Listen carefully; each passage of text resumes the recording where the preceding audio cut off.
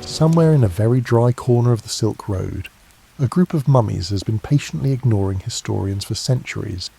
You're listening to Made for Sleep, where history unfolds gently and without urgency. Tonight, we explore the so-called forbidden mummies of the Silk Road, the quiet discoveries, the questions they raised, and the parts of history that simply didn't make it into the textbooks. Let the rain blur the edges of what we thought we knew. And if you'd like, let me know how you're doing in the comments, drop us a follow and let me know what time it is where you're listening in from. Before the great empires wrote their histories in stone and papyrus, before the official records began cataloguing who belonged where, the desert was already keeping secrets. In the vast stretches of sand between what we now call China and Central Asia, the earth was preserving bodies with a care and precision that would baffle archaeologists thousands of years later. This is the story of what emerged from that sand and why it took so long for anyone to talk about it. You've probably never thought much about the Tarim Basin. Most people haven't. It's one of those geographical features that gets a brief mention in world history classes, usually in connection with the Silk Road, and then is promptly forgotten. But if you were to stand in the middle of it, surrounded by the Taklamakan Desert, a name that translates roughly to "you go in and you don't come out," you might reconsider its significance. The air there is so dry it feels like it's pulling moisture from your skin, your lungs, your very thoughts. The Tarim Basin sits in what is now China's Xinjiang region, a bowl-shaped depression surrounded by some of the world's highest mountains, the Himalayas to the south, the Tian Shan Range to the north. It's a natural fortress, though not the kind designed to keep armies out. This fortress was built by geology and climate, and what it keeps at bay isn't invaders, but rather moisture, rainfall, and any hint of the life-giving dampness that enables decay. In most places on Earth, when you die, nature gets to work immediately. Bacteria, insects, moisture, and temperature fluctuations, they all conspire to return your body to the soil within months, sometimes weeks. It's efficient, really, the great recycling program that keeps the planet's nutrients in circulation. But the Tarim Basin didn't get that memo. The extreme dryness, the alkaline soil, and the temperature swings between scorching days and freezing nights, they created something rare, a natural mummification chamber the size of a small country. The funny thing about archaeological preservation is that it's completely democratic. A pharaoh and a peasant, given the right conditions, will keep equally well. The desert doesn't care about your tax bracket or your political connections. It just quietly, patiently, removes the water from your tissues and lets the salt in the soil do the rest. No elaborate burial rituals were required, though as you'll see, the people buried in the Tarim Basin did have their own ideas about sending off their dead. For thousands of years, bodies accumulated in this desert. Not in massive necropolises like you'd find in Egypt, but in smaller burial grounds scattered along what would eventually become trade routes. The people who lived there, and we'll get to who they were in a moment, seemed to understand something about their environment. They buried their dead in the dry soil, sometimes in boat-shaped coffins, sometimes wrapped in textiles that would become clues to mysteries no one had yet thought to ask. The sand drifted over these burial sites. Years became centuries, centuries became millennia. The surface of the desert shifted and resettled like a restless sleeper, but underneath, in the stable, cool darkness, the mummies waited. Their faces, their hair, their clothes, even the food offerings left with them, all of it remained, held in a kind of temporal suspension that modern preservation techniques can only dream of achieving. By the time anyone started looking, really looking, at what the Tarim Basin contained, the world had already drawn its maps. The borders were set, the official histories were written. Everyone knew where everyone belonged, or at least everyone thought they knew. The textbooks had their narratives. The museums had their timelines. Everything was sorted, categorized, and filed away neatly. And then someone pulled a mummy from the sand, and its eyes were blue. The first systematic excavations in the Tarim Basin began in earnest in the 20th century, though European explorers had been poking around the edges since the late 1800s. Aurel Stein, a Hungarian-British archaeologist with an impressive beard and an even more impressive ability to travel in uncomfortable conditions, made several expeditions to the region in the early 1900s. He was looking for Buddhist manuscripts mostly, evidence of the cultural exchange that had flowed along the Silk Road. What he found among the ruins of ancient cities and monasteries were bodies, but not just any bodies. These were mummies with light brown hair, sometimes auburn or even blonde. Their faces, dried and preserved by the desert, showed features that looked distinctly European. High cheekbones, prominent noses, and yes, in some cases where tissue preservation allowed for determination, light-coloured eyes. Now, if you've been paying attention to world history as it's typically taught, you know this presents a problem. The timeline doesn't work. These weren't medieval travellers who'd wandered east from Europe. The oldest of these mummies dated back nearly 4,000 years. They were buried when Stonehenge was still relatively new, when the Great Pyramids of Egypt were already ancient, and when the written word was just starting to catch on in Mesopotamia. The standard narrative of human migration placed European features firmly west of the Ural Mountains during this period. Central Asia was supposed to be the domain of people who looked, well, Central Asian. The neat categories everyone had established were suddenly looking rather messy. Stein, to his credit, documented what he found. He took photographs, made notes, and collected samples. But he didn't make a huge fuss about the implications. Perhaps he sensed that this was the kind of discovery that needed careful handling. Or perhaps, in the early 1900s, the tools for understanding what these bodies meant simply didn't exist yet. The mummies went into storage, into museum collections, and into the careful language of academic papers that described them without quite engaging with the larger questions they raised. Terms like Caucasoid features appeared in the literature, which is anthropology's way of saying these people looked European without actually saying that, because saying that would require explaining how that was possible, and nobody was quite ready to do that yet. Meanwhile, more bodies kept emerging from the sand. The beauty of Lulan, discovered in 1980, became one of the most famous. She was approximately 3,800 years old when archaeologists found her, and her preservation was remarkable. Her hair, still reddish-brown, had been gathered and tucked under a felt hat. Her face, though mummified, retained enough structure to see that she'd been somewhere in her 40s when she died. She wore a fur coat and felt boots, and beside her lay a basket and a comb. She looked like she could have been from Celtic Britain, or Scandinavia, or any number of places very, very far from the Tarim Basin. The thing about scientific discoveries that challenge existing narratives is that they tend to accumulate slowly. One unusual find can be explained away as an anomaly, a traveller, an outlier. Two can be coincidence. But when you start pulling dozens, then hundreds, of mummies from the desert, all showing similar features, all dating to periods when they supposedly shouldn't exist in that region, the anomaly becomes the pattern. By the late 20th century, as DNA analysis became possible, researchers started getting answers that raised even more questions.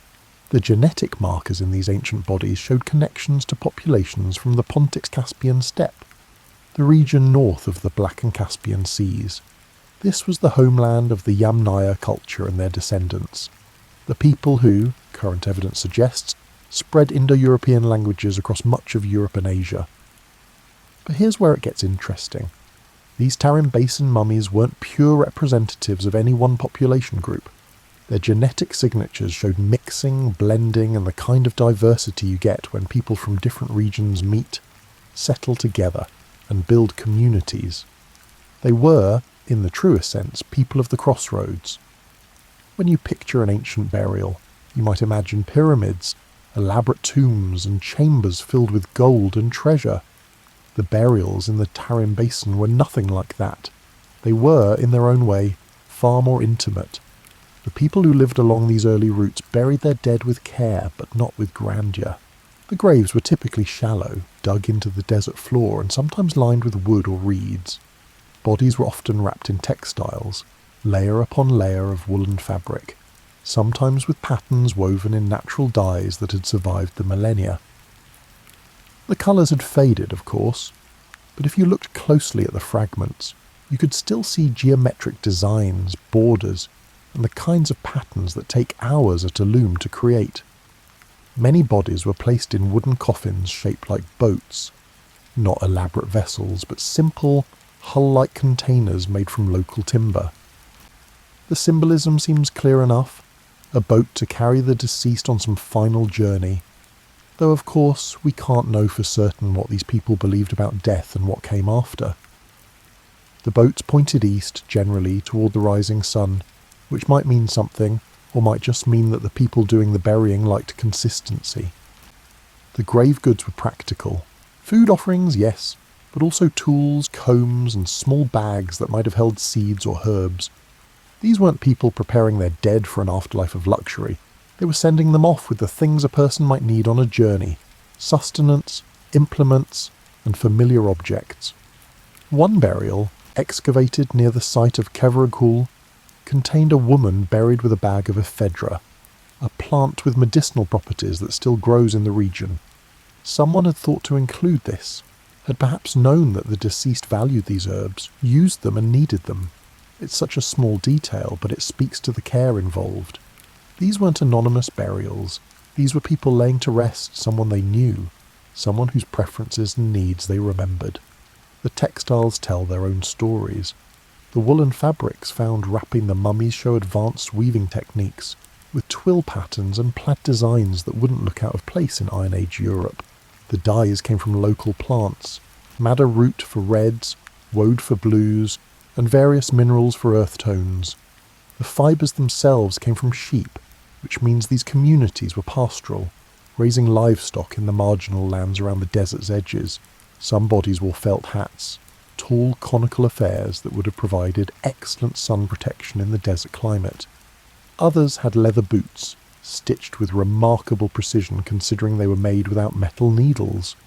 The craftsmanship was excellent, the kind of quality that comes from generations of accumulated knowledge about working with materials, about what holds up under use, and about what works.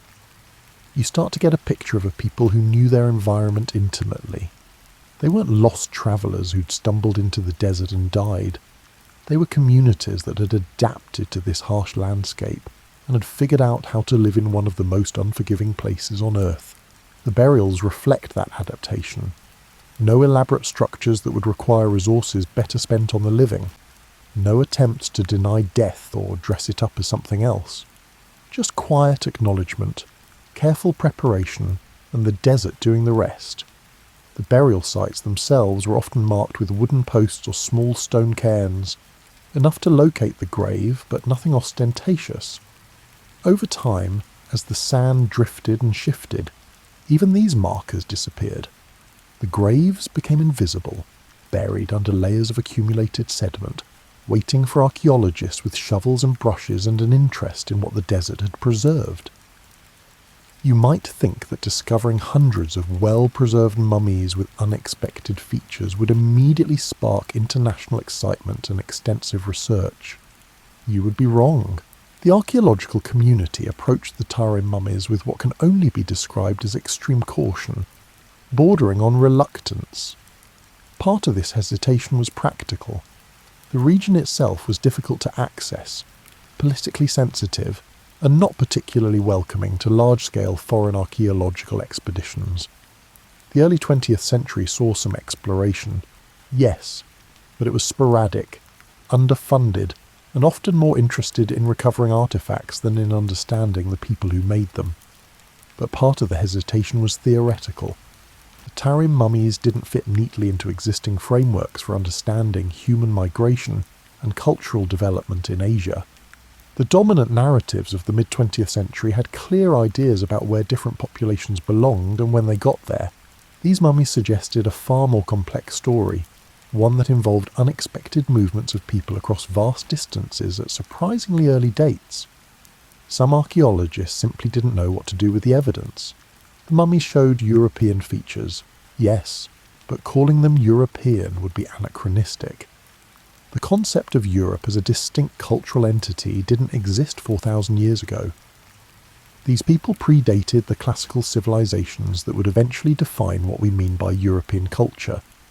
They were something else entirely, something that existing terminology struggled to capture. So the mummies got catalogued, photographed, measured, and then, often, quietly shelved. Academic papers described them in careful, neutral language that avoided drawing sweeping conclusions. The bodies were classified by site, by dating, and by burial style. But the larger question of what their presence in the Tarim Basin meant for our understanding of ancient migration patterns remained largely unasked. The few researchers who did try to engage with these questions found themselves navigating a minefield of potential misinterpretation. In the 20th century, as you might recall, discussions of racial origins and population movements had been thoroughly poisoned by the misuse of such research for political purposes. Any attempt to talk about where different groups came from or how they related to modern populations risked being hijacked for ideological agendas that had nothing to do with science. So a kind of uneasy silence settled over the field. The mummies existed. Everyone acknowledged that. They were interesting, certainly, but perhaps it was better not to ask too many questions about what they meant. It's better to wait for better evidence, better techniques, and better ways of interpreting the data. This hesitation extended to public presentation as well. Museums that acquired Tarim mummies often displayed them without much context, treating them as curiosities rather than as evidence of significant cultural contact.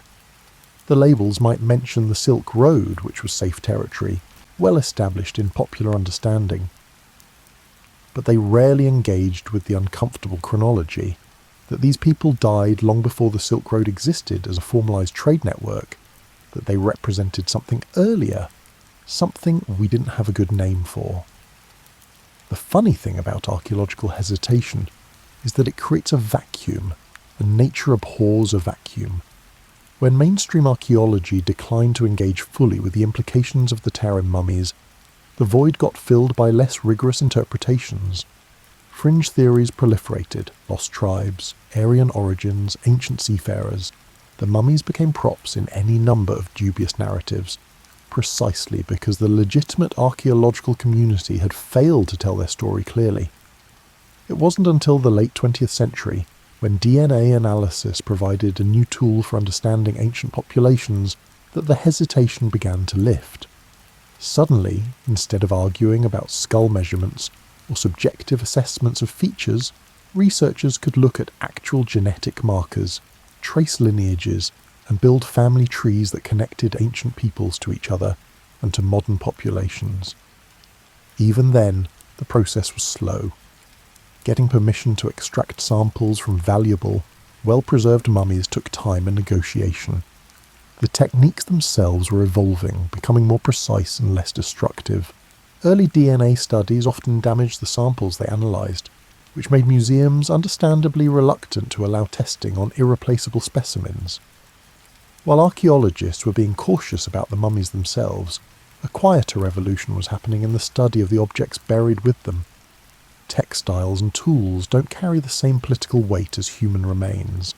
They can reveal cultural connections and technological knowledge without triggering debates about racial origins or modern territorial claims. The woven fabrics found in the Tarim Basin burials were remarkable on several levels. First, there was the simple fact of their preservation. Textiles are usually among the first things to decay in burial environments. They're organic and fragile, exactly the kind of material that bacteria and moisture destroy quickly. Finding woven wool that had survived thousands of years was, in itself, extraordinary. But more than that, the textiles told stories about technology and trade. The weaving techniques showed clear connections to traditions found in Bronze Age Europe and the Near East. Twill weaves, particularly the 2/2 diagonal patterns found in some of the Tarim fabrics, were sophisticated techniques that required specific loom setups and considerable skill to execute. The patterns themselves were revealing. Plaids and checks, created by using different coloured threads in the warp and weft, appeared in several burials. These weren't random patterns, they were deliberate designs that required planning. You had to know before you started weaving exactly where each coloured thread would go to create the desired effect.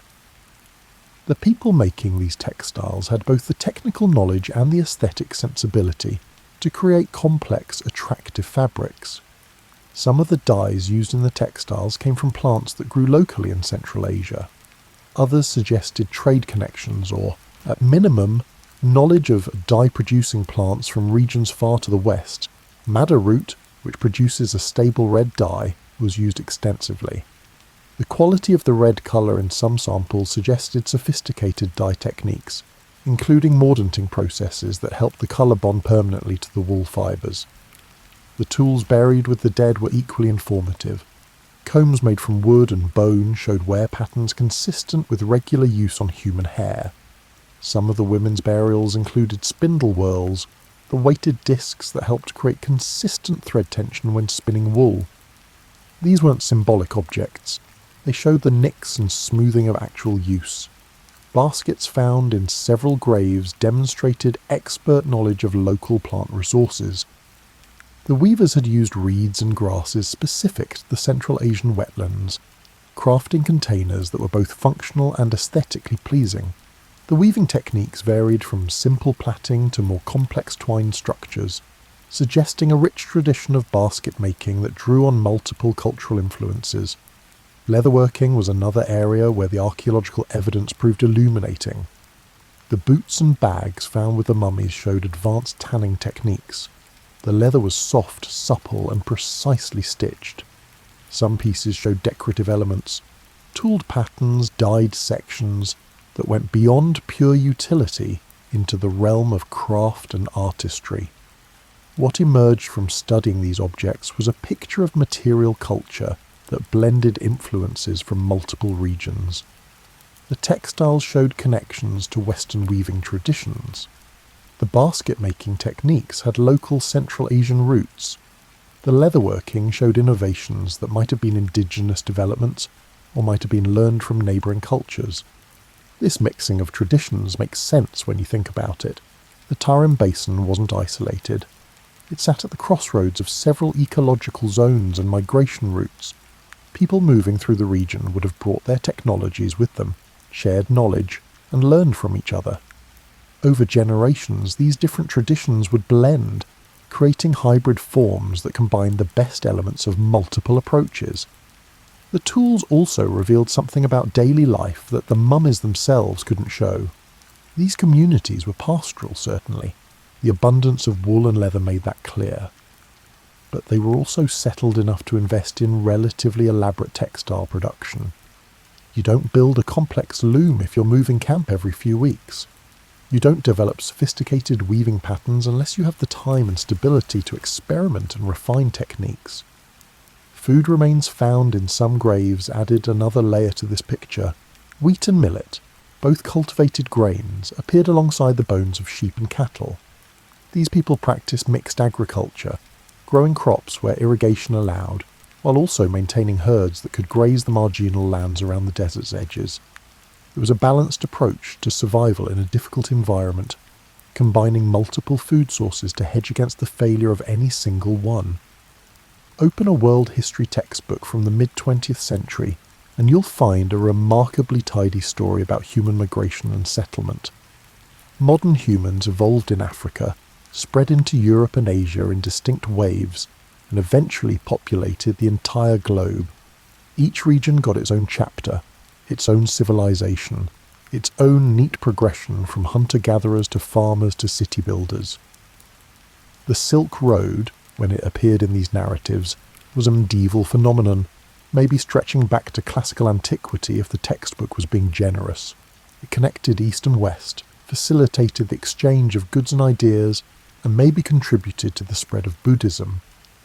A few paragraphs, perhaps a colourful map showing the routes, and then on to the next topic. Central Asia, in this telling, was mostly empty space. The region between civilizations, important mainly as a corridor for trade and occasionally for invasions, The people who actually lived there were background characters, nomads and merchants who enabled the real story, the interactions between the great civilizations of China, India, Persia, and eventually Europe. This simplification wasn't entirely the fault of the textbook writers. They were working with the information available to them, and until quite recently, that information was limited. Archaeological work in Central Asia was sporadic, often focused on the ruins of Buddhist monasteries and other structures that fit into established historical narratives. The desert burials, with their uncomfortable implications for those narratives, simply didn't make it into the standard accounts. But there was also an element of convenience in the simplification. Complex stories are hard to teach. Students struggle to keep track of too many different groups moving in too many directions.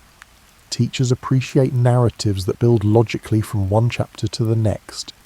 Textbook publishers like accounts that can be summarized in clear topic sentences and tested with multiple choice questions. The Tarim Mummies didn't fit into this pedagogical framework. They suggested that Central Asia, far from being empty space between civilizations, had been home to diverse communities with their own rich material cultures long before the Silk Road formalized into a trade network. They indicated that population movements in prehistory were more complex, more multi-directional, and more interesting than the standard account suggested. They also complicated the timeline. The textbooks had clear demarcations. The Bronze Age happened here, the Iron Age happened there, and civilizations rose in this order. But the Tarim Basin communities seemed to operate on their own schedule, developing sophisticated textile technologies while their chronological contemporaries elsewhere were still figuring out basic agriculture, or conversely, maintaining relatively simple settlement patterns while great cities rose in Mesopotamia and the Indus Valley. So the textbooks left them out. Not deliberately, not as part of some conspiracy to hide information, but simply because they didn't fit. They were anomalies, and anomalies don't make it into survey courses. There's only so much you can cover in a semester, only so many pages in a textbook. Editors make choices, teachers make choices, and the Tarim Mummies, fascinating as they were to specialists, got left on the cutting room floor. The effect of this omission was cumulative. Generations of students learned a version of history that had Central Asia as a blank space, a region that only became important when it served as a corridor for other people's stories. The indigenous cultures of the region, the communities that had adapted to those harsh environments and built lives there, remained invisible. Even when the Silk Road did appear in textbooks, it was often treated as primarily Chinese or sometimes as a Persian/Middle Eastern phenomenon. The implication was that the trade routes existed to serve the needs of these major civilizations, connecting them across otherwise insignificant territory. The people actually living along those routes, who served as guides and traders and intermediaries, and who maintained the infrastructure that made long-distance trade possible, rarely got mentioned by name. This created a strange situation where you could learn quite a bit about ancient trade networks without ever understanding who actually lived in the regions those networks crossed. The goods moved from point A to point B, but the space between was treated as essentially empty, a void to be crossed rather than a place where people made homes and raised families and developed their own distinctive cultures. The funny thing is, the information was available.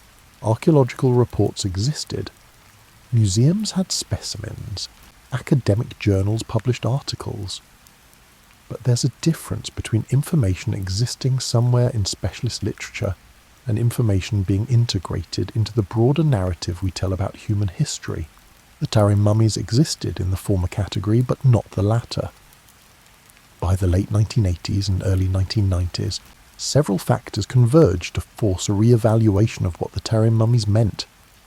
DNA analysis became more sophisticated and less destructive.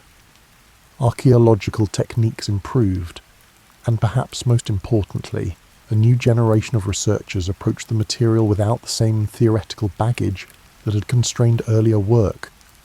The genetic studies proved particularly illuminating. Instead of trying to argue about features or measurements, researchers could now look at actual genetic markers and trace lineages with reasonable precision. The results confirmed what the physical appearance of the mummies had suggested. These people had ancestors from the Western Steppes, the region that had also given rise to populations that spread across Europe. But the genetics also revealed something more nuanced. These weren't recent migrants who had just arrived in the Tarim Basin. The DNA showed mixing with East Asian populations, suggesting that the communities in the Tarim Basin had been there for generations, intermarrying with neighbouring groups and creating a distinctive genetic profile that was neither purely Western nor purely Eastern, but something unique. This genetic evidence changed the conversation. Instead of asking, how did Europeans get to Central Asia? Researchers started asking better questions. How did people from the Western Steppes reach the Tarim Basin? When did they arrive? Who did they encounter when they got there? What kind of communities did they build? Archaeological work intensified in the region, with Chinese institutions taking the lead. New sites were excavated with careful attention to context. Everything found with the burials, not just the spectacularly preserved bodies, but also the seeds and pollen, the animal bones and the fragments of wood and fibre, got analysed using the latest techniques. A picture emerged of communities that practiced mixed agriculture and pastoralism, living in small settlements along the rivers that flowed from the surrounding mountains into the desert. They raised sheep and cattle, grew wheat and millet, and probably hunted and gathered to supplement their food supply. They wove sophisticated textiles, made baskets and leather goods, and maintained long-distance trade connections that brought in goods from both east and west. These weren't primitive nomads barely surviving in a harsh environment. They were skilled agriculturalists and craftspeople who had successfully adapted to a challenging landscape. Their burial customs suggested spiritual beliefs and social structures sophisticated enough to merit careful preparation of the dead. Their material culture showed innovation and aesthetic sensibility. The timeline also came into better focus. The earliest of the Tarim mummies dated to around 2000 BCE, with the community seeming to flourish during the Bronze Age and into the early Iron Age. This meant they were contemporary with the later phases of Stonehenge, with the New Kingdom in Egypt, and with the Shang dynasty in China. They weren't prehistoric in the sense of being primitive. They were Bronze Age people with Bronze Age technologies and presumably Bronze Age levels of social complexity. Linguistic evidence added another dimension to the re-evaluation. The Tocharian languages, known from Buddhist manuscripts found in the region, and dating to the 1st millennium CE, were Indo-European languages showing interesting connections to Western Indo-European groups. While the Tarim mummies themselves left no written records, the linguistic evidence suggested continuity of population in the region, with the later Tocharian speakers possibly being descendants of the earlier communities. This linguistic connection was particularly intriguing because Tocharian occupied such an unusual position in the Indo-European family tree. It shared features with both Western and Eastern Indo-European languages, but didn't fit neatly into either group. This made sense if it represented an early branch that had split off from the main stem, carried east by migrating populations, and then evolved in isolation for centuries. Researchers also began paying more attention to the broader context of Bronze Age migrations. The Tarim Basin communities weren't isolated anomalies. They were part of a larger pattern of population movement across the Eurasian steppe during the Bronze Age, driven by climate changes, the adoption of horse domestication and wheeled vehicles, and probably good old-fashioned curiosity about what lay beyond the next horizon. The invention of the wheel and the domestication of horses had revolutionized transportation across the steppes, making long-distance travel feasible in ways it hadn't been before. People could move themselves, their families, and their possessions across vast distances. They could maintain herds of animals that grazed different areas seasonally. They could trade over much longer distances than had previously been possible. There was a period, brief in the grand scheme of things, when the Tarim mummies were primarily objects of scientific curiosity rather than political controversy. This window opened in the 1980s and lasted perhaps into the early 2000s. a time when archaeological discoveries could still be discussed somewhat apart from their modern political implications. During this period, exhibitions of the mummies travelled to museums in Europe and North America. The beauty of Lulun and her companions appeared in glass cases, carefully climate-controlled, often dramatically lit to emphasise the remarkable preservation.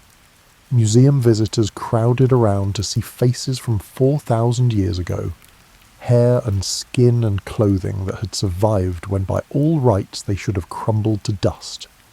The exhibitions tried to tell the story of life along the early Silk Road routes, emphasising the cultural exchange and technological sophistication of these ancient communities. They displayed the textiles, the baskets, the tools, and all the material evidence of a rich and complex culture. The labels described the burial customs, the environmental conditions that enabled preservation, and the archaeological techniques used to recover and study the remains. For people who saw these exhibitions, the mummies were a window into a world they'd never learned about in school. Here were people who looked oddly familiar. The auburn hair, the felt hats that wouldn't seem out of place in a medieval European market, but who lived in a time and place that seemed impossibly distant. The cognitive dissonance was part of the appeal. Researchers during this period were able to conduct studies with relatively little interference.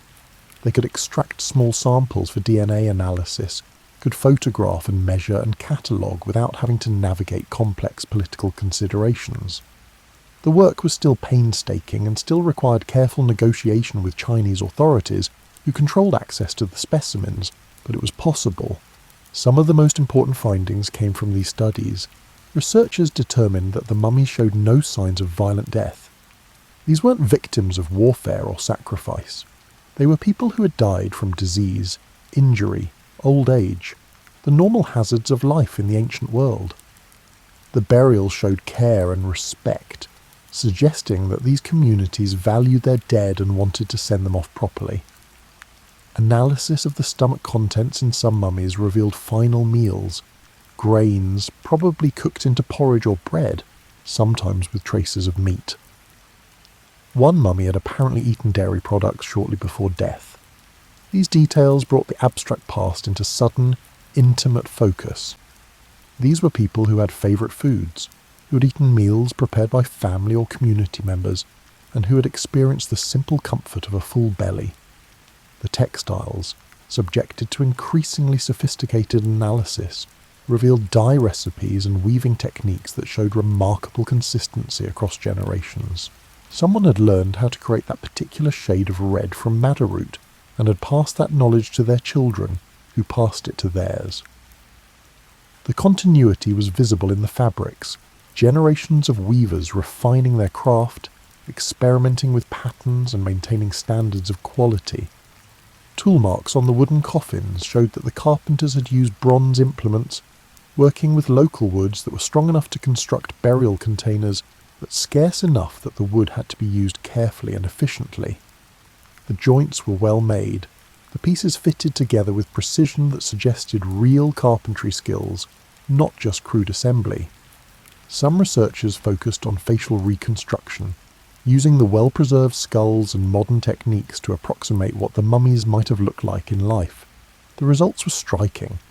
Faces that could have belonged to contemporary Europeans or Central Asians, expressions that managed to convey personality, despite being based on bone structure and educated guesses about soft tissue.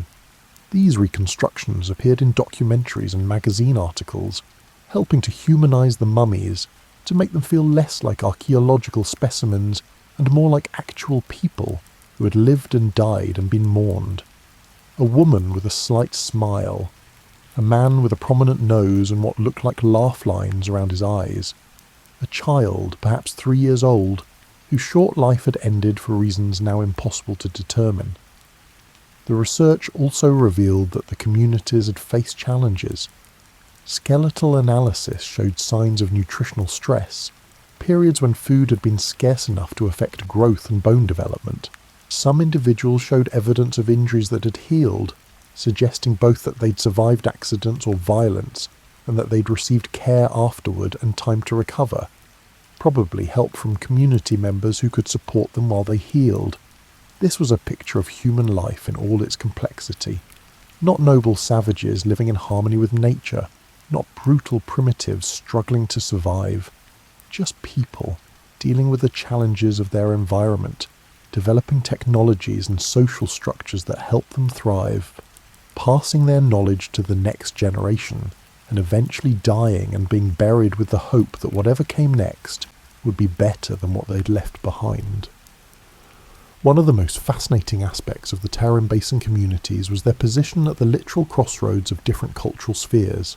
The archaeological evidence showed influences from multiple directions, blending into something that was distinctly local but drew on broader traditions. The sheep breeds raised by these communities, for example, showed genetic connections to both Western and Eastern varieties. Someone had brought sheep originally domesticated in the Near East, but over generations of selective breeding in the local environment, these flocks had developed their own characteristics. The wool found in the textiles had particular qualities, fine enough for sophisticated weaving, durable enough for the harsh climate, that resulted from generations of careful breeding choices. The grain varieties tell a similar story. Wheat had originated in the Fertile Crescent and spread east through Iran and Central Asia. Millet came from China, domesticated by different cultures using different techniques. Finding both grains in Tarim Basin sites suggested that the communities there were in contact with agricultural traditions from both directions, adopting crops that worked in their environment regardless of where they originated. This practical eclecticism extended to technology as well. Bronze working techniques showed connections to both Western and Eastern metallurgical traditions. The people knew how to create the alloys they needed, probably through trade connections that brought in copper and tin from different regions. They made tools and weapons using techniques that would have been recognized by contemporary bronze workers in both the Middle East and China, but with their own local variations. The burial practice of using boat-shaped coffins is particularly interesting because it doesn't clearly connect to either Eastern or Western traditions. It seems to have been a local innovation, perhaps reflecting beliefs about death and the afterlife that were specific to the Tarim Basin communities. The boats weren't realistic vessels. They were symbolic, suggesting rather than reproducing, which implies sophisticated thinking about symbolism and ritual. Some researchers have suggested that the boat imagery might relate to the rivers that were crucial to life in the region. The Tarim Basin is one of the driest places on Earth, but it's crossed by rivers flowing down from the surrounding mountains. These rivers created ribbons of life through the desert, providing water for irrigation, fishing and transportation. A boat carrying the dead might represent a journey along one of these life-giving waterways into whatever lay beyond. The mixing of cultural influences wasn't random or chaotic. The communities made deliberate choices about what to adopt and what to maintain from their own traditions. They used wheat and millet, but cooked them according to their own recipes. They wove textiles using Western techniques, but created patterns that were distinctly theirs. They worked bronze using knowledge from multiple sources, but made objects suited to their specific needs. This selective adoption suggests communities that were confident in their own identity, while being open to useful innovations from elsewhere. They weren't passive recipients of cultural influence from more powerful neighbours. They were active participants in networks of exchange, choosing what worked for them, adapting it to their circumstances, and probably contributing their own innovations to the broader pool of knowledge circulating across Central Asia. The position at the crossroads also meant exposure to ideas beyond material culture. Religious beliefs, philosophical concepts, stories and songs, and ways of understanding the world. All of these would have circulated along the same routes as physical goods. While we can't know exactly what the Tarim Basin communities believed, the care they showed in burial practices suggests sophisticated ideas about death, the soul, and the continuation of identity beyond physical life. For all that the Tarim Basin preserved remarkably well, we need to acknowledge what's missing from the archaeological record. The extreme dryness that mummified bodies also meant that these communities left behind only what could survive without water. Anything that required or attracted moisture decayed just like it would anywhere else. This means we have an excellent record of textiles and leather, of dried plant materials and wooden objects, of bone and stone and metal. We know what people wore, what tools they used, and what grains they ate. But we don't know their stories. We don't know their names. We don't know what they called themselves, or what they believed, or what songs they sang to their children. Writing, if they had it, didn't survive. The earliest written materials from the region date to much later, to the Buddhist manuscripts written in Tocharian and other languages during the first millennium CE. By that time, the original Tarim Basin communities had been gone for centuries, the cultural practices transformed or replaced by successive waves of new settlers and new influences. So we're left making inferences from physical evidence, which can tell us a lot but not everything. We can see that they valued their dead enough to bury them carefully, but we can't know whether they believed in an afterlife or reincarnation or something else entirely. We can see that they created beautiful textiles, but we don't know if weaving had ritual significance or was purely utilitarian or perhaps both.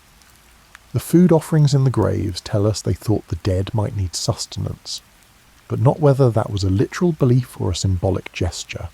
The boat-shaped coffins suggest water-related symbolism, but we can only guess at the specific meanings attached to boats and journeys and rivers in their cosmology. This gap between what we can know and what we'd like to know is one of the fundamental frustrations of archaeology. The material remains are tantalizing hints at richer, more complex cultural lives that existed, but left no direct record. We're reconstructing a world from fragments, knowing that what we see is partial at best. Even the preservation bias affects what questions we can ask. We have excellent information about burial customs because graves survive, but we know almost nothing about how they celebrated births, or marriages, or successful harvests. Those rituals, if they existed, left no trace in the archaeological record. The settlements themselves have proven harder to find and excavate than the burials. People buried their dead in the driest parts of the desert, where preservation was best. They lived along rivers and in areas with enough moisture to support agriculture. Those areas are now either still inhabited, making excavation complicated, or have been so altered by centuries of agricultural activity and shifting river courses that the original settlement layers are difficult to identify. What this means is that our picture of these communities is skewed toward death rather than life. We know more about how they buried their dead than about how they lived. This is a common problem in archaeology, but it's particularly pronounced with the Tarim mummies, where the spectacular preservation of burials has overshadowed the less dramatic evidence of daily life. Still, we work with what we have. The textiles tell us about technological sophistication and aesthetic sensibility. The tools show practical problem-solving and accumulated knowledge. The bones reveal diet and health, and the challenges the people faced and sometimes overcame. The genetic evidence connects them to broader patterns of human migration and mixing. From these fragments, we build hypotheses. We test them against new evidence as it emerges. We revise our understanding when the data demands it. This is how archaeology works, slowly assembling a picture from scattered pieces, acknowledging that the picture will always be incomplete, but hoping that it becomes more accurate over time. The desert preserved what it could. The challenge for us is to read those preserved materials carefully, to extract every bit of information they contain, while acknowledging the limitations of what dry sand and time can tell us about human lives lived thousands of years ago. Despite decades of research, fundamental questions about the Tarim Basin communities remain open. We still don't know exactly when the first settlers arrived, though the evidence suggests sometime in the early Bronze Age, possibly around 2500 to 2000 BCE. We don't know what prompted the migration, climate change, population pressure in their original homelands, or the simple human drive to see what lies beyond the horizon. We don't know how large these communities were. Burial grounds contain dozens to hundreds of individuals, but we can't know if that represents the full population of a settlement or just those who died during the period when that particular burial ground was in use. The the settlement sites that have been found suggest relatively small communities, perhaps a few dozen to a few hundred people, but that's based on limited excavation of sites that may have been occupied intermittently or for different purposes. The question of what happened to these communities is particularly vexing. By the early 1st millennium CE, the population of the Tarim Basin had changed. New groups had arrived, bringing different cultural practices, different burial customs, and different languages. The descendants of the Bronze Age settlers, if they remained in the region, had been absorbed into these new populations, their distinctive culture transformed or lost. Some researchers suggest that climate change played a role. The Tarim Basin has always been dry, but the degree of aridity has varied over millennia. If the rivers that sustained agriculture in the region became less reliable, communities might have been forced to move or to adopt different ways of life. Pastoralists can adapt to marginal changes in rainfall better than farmers can. A population that had practiced mixed agriculture might have shifted toward pure pastoralism, becoming more mobile, leaving less archaeological trace. Others point to the expansion of various empires and trading networks.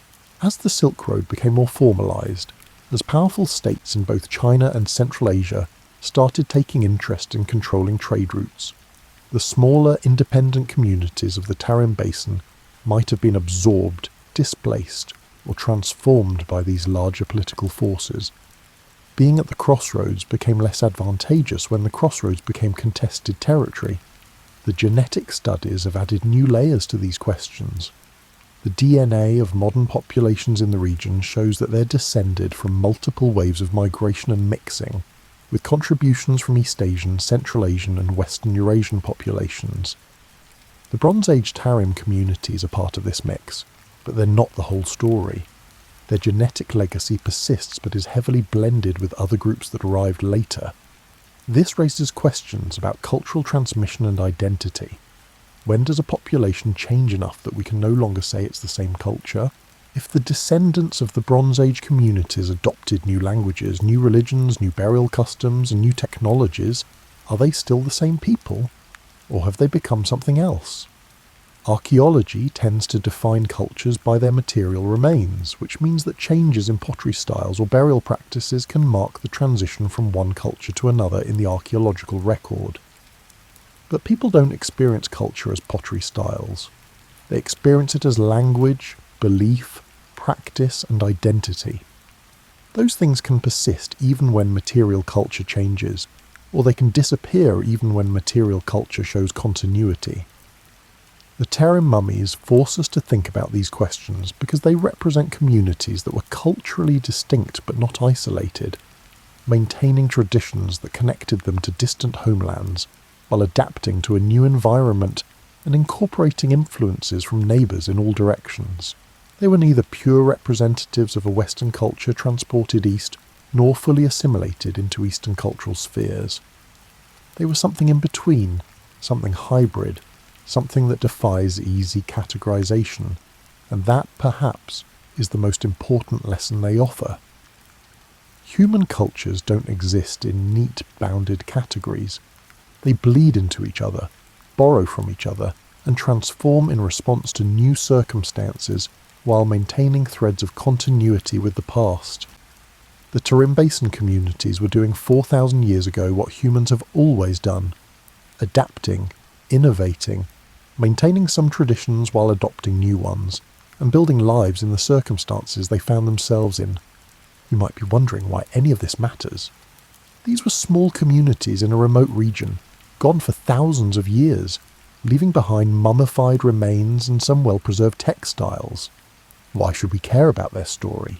The answer, I think, has several layers. On the most basic level, these mummies are a remarkable window into human life in the Bronze Age. The preservation is so exceptional that we can see details usually lost to time. We can examine the weave of fabrics, the construction of boots, and even the food in their stomachs. Every mummy is a time capsule, offering insights into an era that otherwise exists mainly in fragments and guesswork. But beyond that, the Tarim mummies challenge our assumptions about how human history worked. The standard narrative of distinct civilizations developing in isolation and only later coming into contact doesn't hold up when you pull auburn-haired mummies from the deserts of Central Asia. The Bronze Age was more connected, more cosmopolitan, and more complex than we typically imagine. This matters for how we understand our own world. The idea that cultures develop in isolation and that mixing or migration is somehow abnormal doesn't match the archaeological evidence. Humans have always moved, always mixed, and always borrowed ideas and technologies from each other. The Tarim Basin communities are just one example of this broader pattern, but they're a striking one precisely because they're so unexpected. The mummies also remind us that the past is more diverse than our simplified versions of it suggest. Not every Bronze Age community looked the same, practiced the same customs, or followed the same trajectory.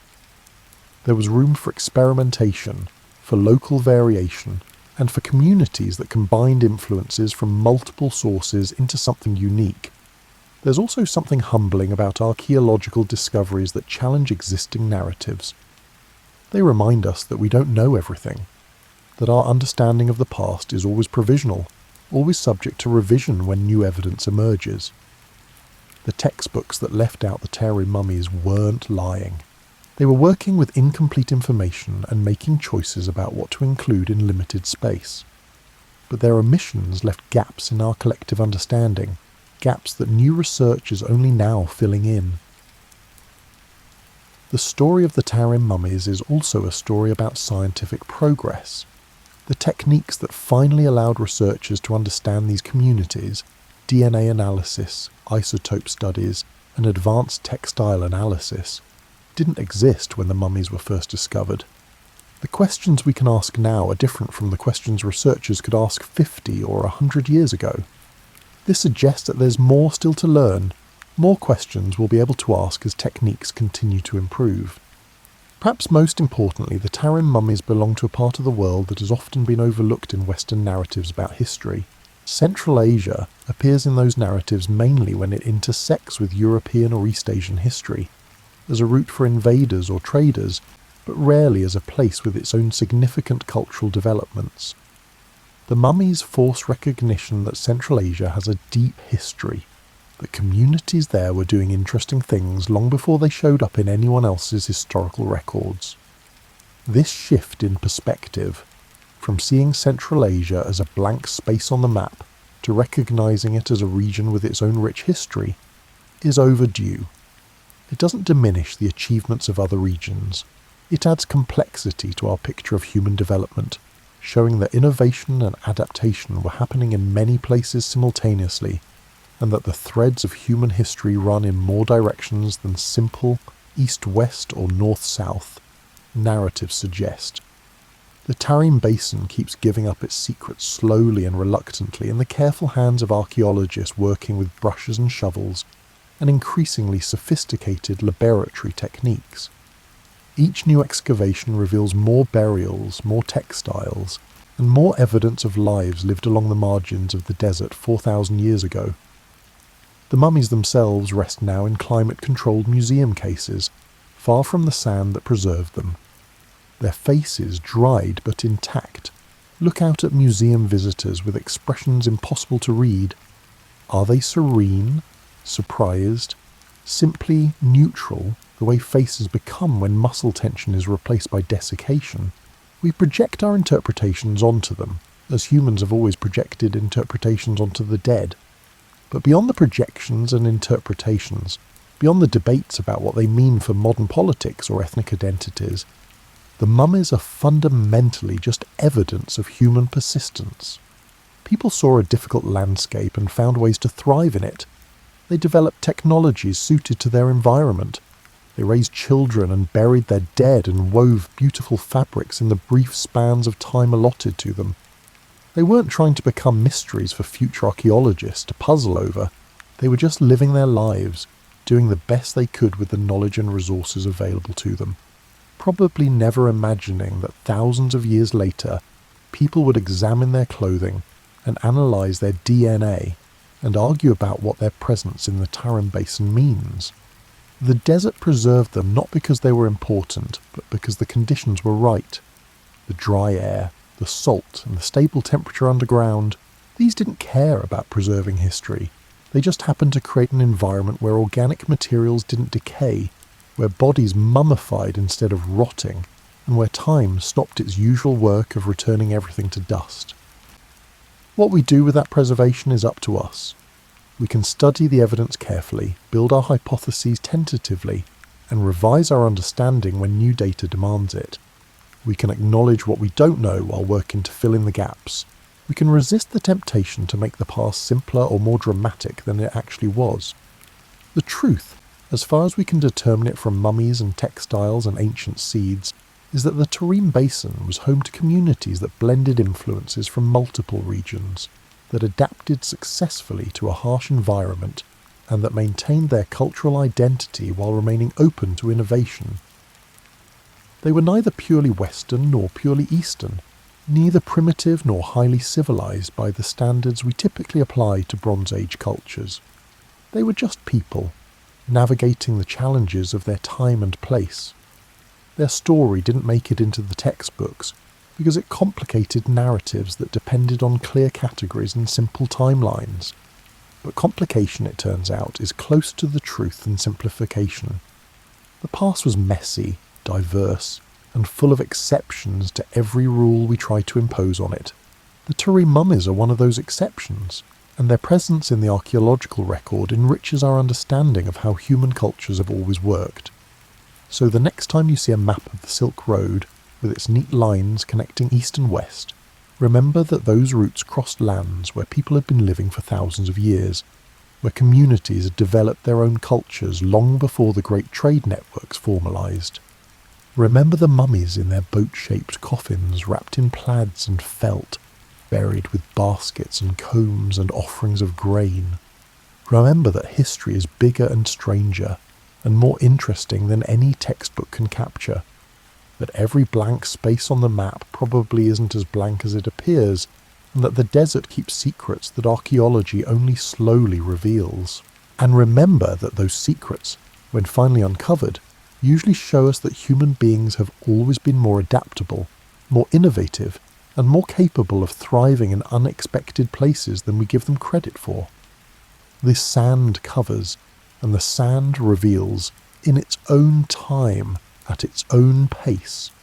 We're just visitors here, trying to read stories written in bones and textiles, in genetic markers and burial customs, piecing together lives from fragments, and hoping we get close to the truth. The Tarim mummies can't correct our mistakes or fill in the gaps we miss. They can only lie there, patient and preserved, waiting for us to ask better questions, to look more carefully, to see them not as mysteries or controversies, but as what they actually were. People who lived and died in a place that remembered them when everywhere else forgot. You are drifting back to a time when the Aegean Sea cradled hundreds of islands, and the people who lived there shaped their understanding of the world through story, stone, and the slow turning of seasons. Here, across warm waters and sunlit shores, memory and landscape became quietly inseparable, and the earth beneath their feet held stories that would echo for thousands of years. You wake before dawn in a small coastal settlement, where the first light touches whitewashed walls and the smell of the sea drifts through open doorways. Your neighbours are already moving, their footsteps soft on packed earth as they make their way toward the harbour. This is how most mornings begin. There is bread to bake, nets to mend, and boats to prepare. The rhythm is familiar, shaped by tides and weather, by the seasons that dictate when to plant and when to harvest. The island where you live is one of many scattered across the Aegean, each with its own character but all sharing the same dependence on the sea. Fishing provides much of what your community needs. Men and women work together to haul in the day's catch, sorting through silvery fish that will be salted, dried, or traded. Children help carry baskets, learning the work by watching and imitating. There is no rush, only the steady pace of hands that know their task well. Inland, farmers tend terraced fields where barley and lentils grow in soil enriched by centuries of careful cultivation. The terraces follow the contours of the hillside, each level supported by low stone walls built by hands that understood how to work with the land rather than against it. Olive trees dot the slopes, their twisted trunks and silvery leaves a constant presence. Harvesting olives is a communal effort, families gathering to shake the branches and collect the fruit in woven baskets. The oil pressed from these olives will light lamps, flavour food, and serve as currency in trades with neighbouring islands. Trade itself is woven into the fabric of daily life. Small boats move between islands, carrying goods that each community produces in abundance. Pottery from one island is exchanged for wine from another. Obsidian, prized for its sharp edge, travels from volcanic islands to places where such stone is rare. Textiles woven from wool and dyed with plants or shellfish find their way into distant markets. These exchanges are not merely transactions, but relationships, bonds formed over shared meals and repeated visits that span generations. Your home is modest, built from stone and clay with a flat roof that can be used for drying fruit or sleeping on warm nights. Inside, storage jars hold grain, oil and water. A hearth anchors the central room, its fire tended carefully throughout the day. Cooking is simple but sufficient. Bread, fish, vegetables, cheese and fruit make up most meals. Honey sweetens special occasions. Wine, diluted with water, accompanies gatherings.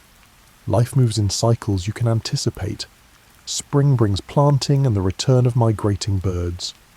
Summer means long days of work under a bright sun, followed by evenings spent outdoors where breezes cool the air. Autumn is harvest time, when the fruits of the year's labour are gathered and stored. Winter brings quieter days, time for repair and craft, for weaving and tool-making, for the stories that hold your community's memory. Religious observance is part of this rhythm too, though it feels less like ceremony and more like acknowledgement. Small shrines dot the landscape, places where offerings are left to honour the forces that govern your world.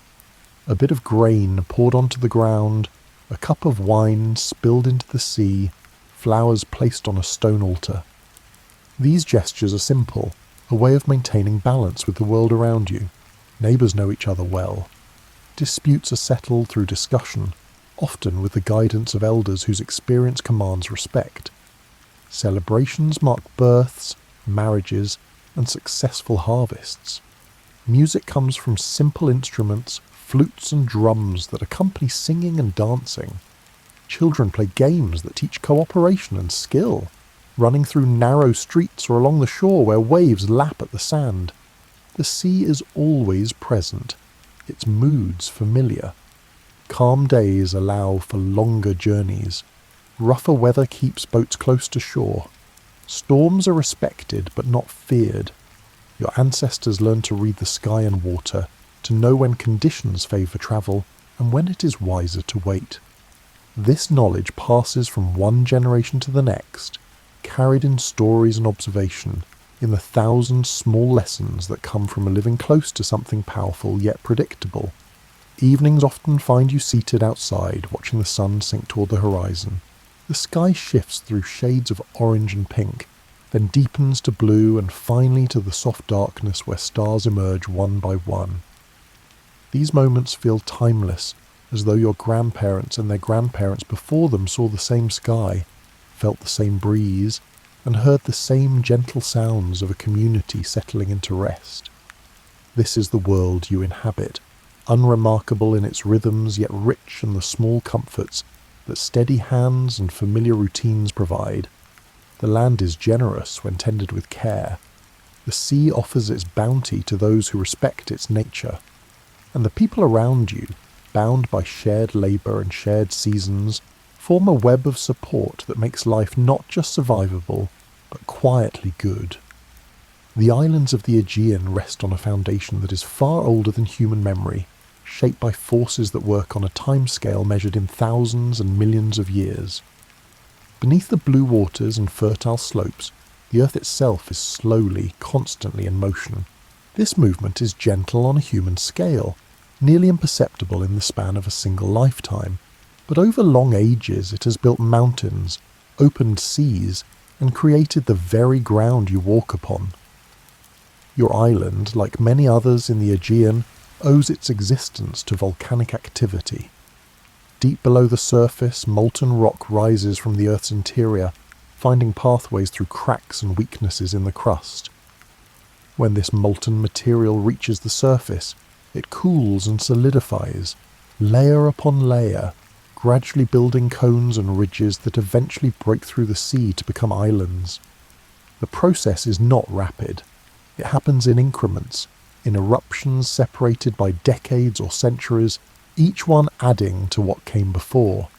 The soil you farm is a gift from these volcanic origins. Ash and weathered lava break down over time into rich, dark earth that holds moisture and nutrients well. This fertility is why your ancestors chose to settle here, why they cleared terraces and planted crops that thrived in soil that seemed almost generous in what it could produce. The volcanic minerals feed the olive trees and grapevines, giving their fruit a quality that traders recognize and value. Not all the islands share the same story. Some are limestone built from ancient seabeds lifted slowly above the water. Others are a mix, volcanic cores surrounded by sedimentary layers deposited when the sea covered what is now land. These differences show in the landscape. Limestone islands often have caves and underground streams, their rock dissolving slowly in rainwater. Volcanic islands tend towards steeper slopes and darker stone, their surfaces newer in geological terms. The Aegean itself is a young sea, carved out as tectonic plates shifted and pulled apart. Where the African plate pushes northward against the Eurasian plate, the Earth responds by folding, faulting, and occasionally releasing tension through earthquakes. These tremors are part of life here, noticed but not dwelled upon. A shaking that rattles cups and sends people outdoors for a moment, then passes.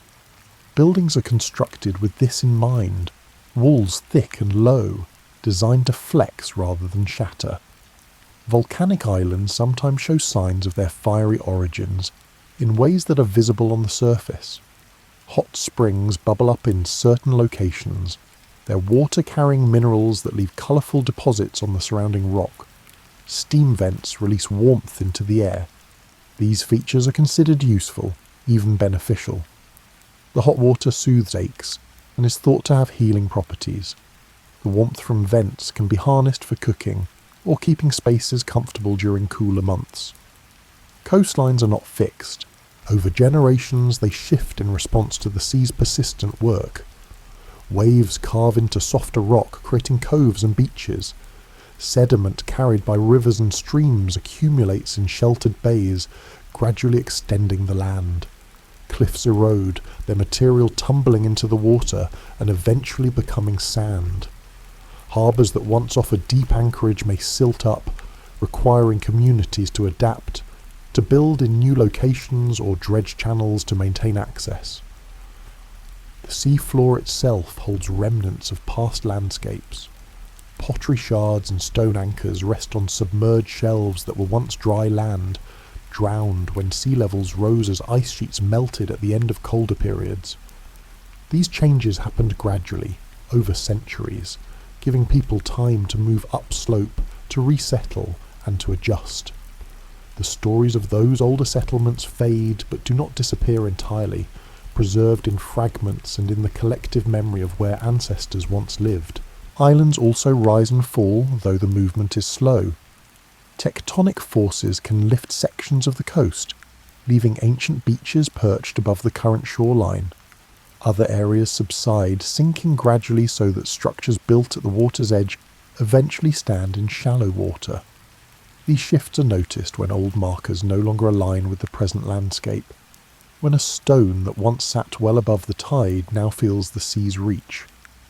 The volcanic character of the region means that some islands have craters, broad depressions where the centre of the volcano has collapsed inward. These calderas can fill with water, creating sheltered harbours or lakes. The process of collapse is not sudden from a human perspective.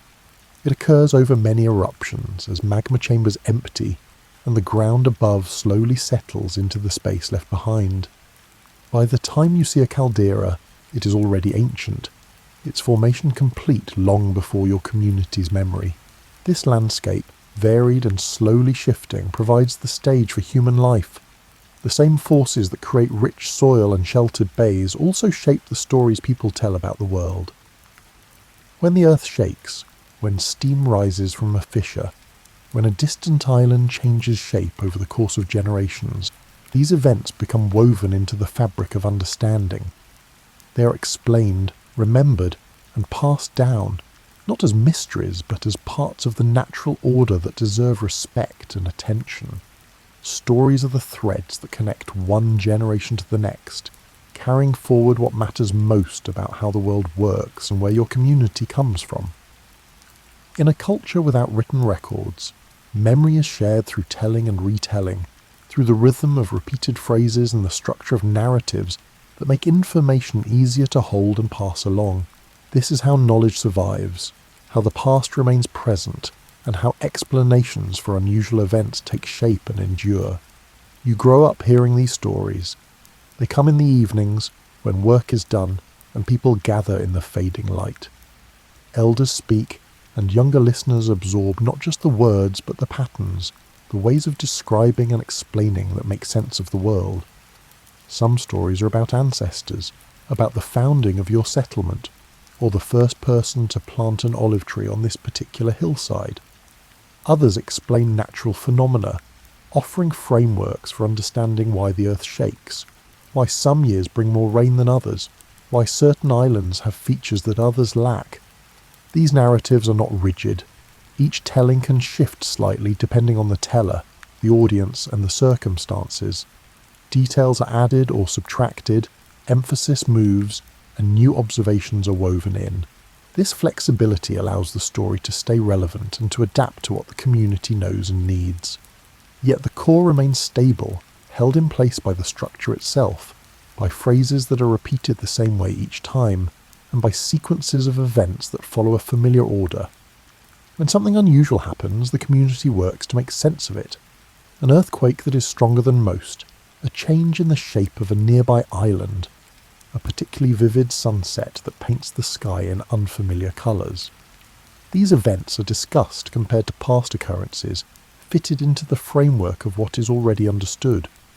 Over time, the most striking events become part of the communal memory, shaped into narratives that explain what happened and why it mattered.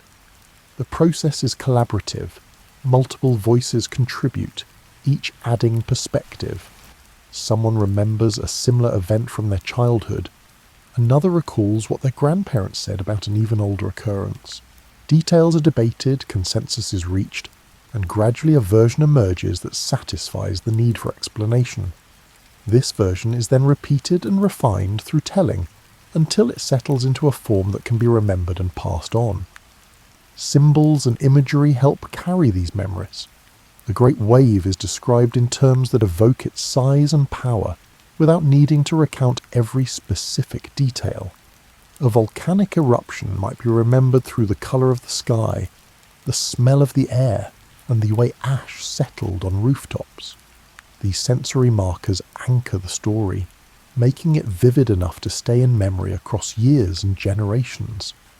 Geography plays a role in what is remembered. Islands that are visible from your shore are part of your daily experience, and changes to those islands are noticed and remarked upon. More distant places, known only through the accounts of travellers and traders, exist in memory differently. They are real but less immediate, their stories filtered through second-hand tellings. When such places undergo significant change, the news arrives gradually, carried by those who witnessed it or heard about it from others who did. Trade routes spread stories just as they spread goods. A trader from another island brings news of an event, a description of something unusual. This account is shared with your community, compared to what you already know, and incorporated into your understanding. Over time, stories can travel far from their origins, changing shape as they pass through different languages and cultural contexts. but retaining enough of their essence that a trace of the original event remains. Religious and ritual contexts also preserve memory. Certain stories are told as part of seasonal observances or ceremonies that mark important moments in the community's life. These ritual tellings add weight to the narrative, embedding it in a framework that is repeated regularly. The repetition ensures that the story does not fade, that each new generation hears it and learns to tell it themselves. Not every event is remembered equally. Some fade quickly, too ordinary or too small to warrant retelling. Others persist because they touch something fundamental, because they challenged assumptions or required explanation, because they were witnessed by many and discussed widely. The events that endure in memory are those that mattered, that shaped how people understood their world or altered the landscape in ways that could not be ignored. The line between history and myth is not always clear. Over generations, the details of an actual event can become embellished, simplified, or combined with elements from other stories. A flood that displaced communities might be remembered as a great inundation, its causes attributed to divine action, or cosmic shifts rather than the specific geological processes that triggered it. This transformation is not a failure of memory, but a reflection of how oral tradition works, preserving the impact of an event even as the precise mechanisms fade into the background. Your role as a listener is to receive these stories, to hold them in your own memory so that you can pass them on when the time comes. You learn to recognize the patterns, to understand when a story is being told for instruction and when it is being shared for reflection. You notice how certain tales are told to children to teach them about safety or respect for the natural world, while others are shared among adults who can appreciate the complexity and nuance. This web of shared memory creates continuity. It ties your community to the land and sea, to the events that shaped both, and to the understanding that what you experience now is part of a longer story. The earth shifts, the sea changes, and people adapt. These truths are held in the stories you carry, in the knowledge that is given freely and received with care, in the ongoing conversation between past and present that defines who you are. Life in the Aegean is shaped not only by work, but also by the patterns of rest that allow you to sustain effort over time. These rhythms are as essential as the labour itself, providing structure to your days and marking the transitions between seasons, between periods of intensity and periods of ease. Midday rest is a practice woven into the fabric of daily routine. As the sun climbs and the heat intensifies, activity slows. Fields are left, boats secured, and people retreat to shaded spaces or the cool interiors of their homes. This pause is not laziness, but wisdom, a recognition that the hottest hours are better spent conserving energy than expending it. You rest, sometimes sleeping, sometimes simply sitting in stillness, while the world outside shimmers with heat. During these quiet hours, the landscape itself seems to pause. Animals seek shade, birds are less vocal. The sea reflects the sky in a smooth, glassy surface. This is a time that feels suspended, as though the day is holding its breath before resuming. When the temperature begins to drop and the light softens, activity resumes gradually, with people emerging to complete tasks or begin new ones with the benefit of cooler air. Evenings offer a different kind of rest, communal and reflective. As work ends, you gather with neighbours, sharing simple meals or sitting together while children play nearby. Conversations meander, touching on the events of the day, plans for tomorrow, and observations about weather or crops. There is no urgency, only the gentle exchange of thoughts and presence. Nighttime brings a deeper rest, the kind that allows the body to recover and the mind to process the accumulation of experience. You sleep on woven mats or simple beds, the air moving through open windows or doorways. In warmer months, some people sleep on rooftops, where breezes carry the scent of the sea and the sky stretches overhead, vast and filled with stars. This practice turns sleep into a connection with the larger world, a reminder that you are part of something greater than the confines of walls and daily tasks. The rhythm of the year also includes longer periods of rest. After harvest, When the work of gathering and storing is complete, there is time to repair, to create, and to engage in projects that cannot be pursued during busier seasons. This is when new tools are made, when textiles are woven, and when attention can be given to crafts that require patience and focus. The pace is slower, the pressure lessened, and this interval allows you to approach the next cycle of planting and growth with renewed energy. Festivals and communal celebrations punctuate the year, serving as both rest and renewal. These gatherings interrupt the routine, offering time for music, dancing, feasting, and the kinds of interactions that strengthen bonds between people. Preparations for a festival are themselves a form of rest from regular labour, a shift in focus that feels lighter even as it requires effort. The celebration itself is a release, a collective exhaling that marks the passage of time and the continuation of community.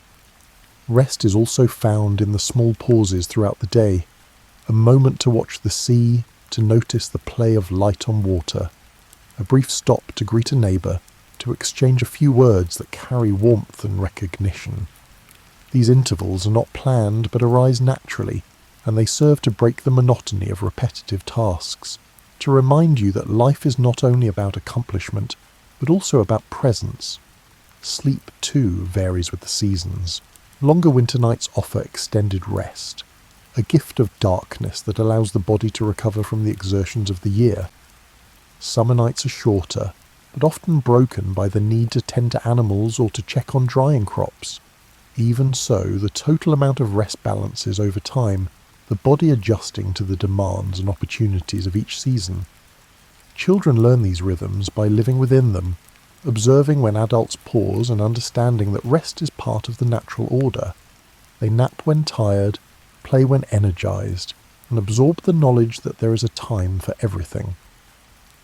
This education is subtle, delivered not through instruction, but through the simple act of participating in a community that values rest as much as it values work. Even in times of change, when the land shifts or the sea behaves unexpectedly, the rhythms of rest persist.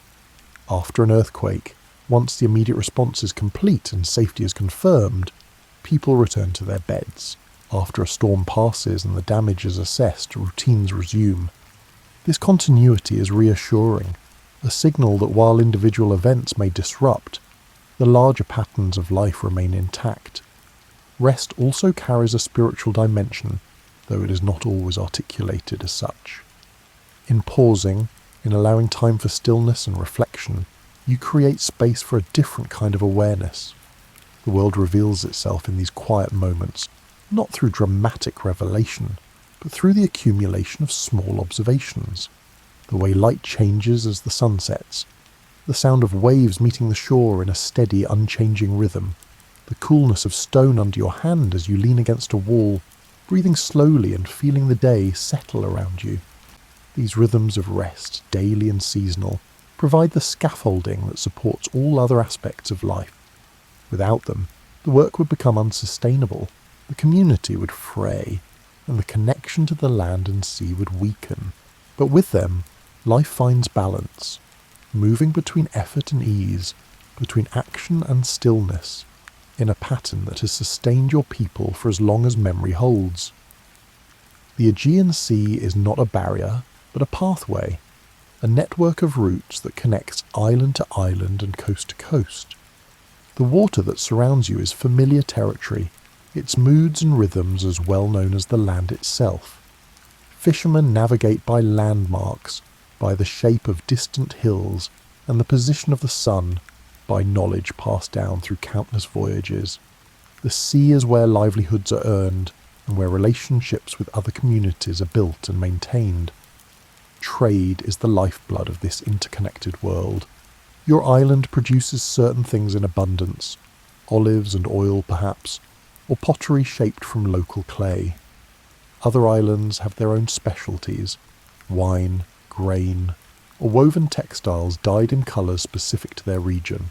These goods move across the water in small boats, carried by traders who know the routes and the people at each destination.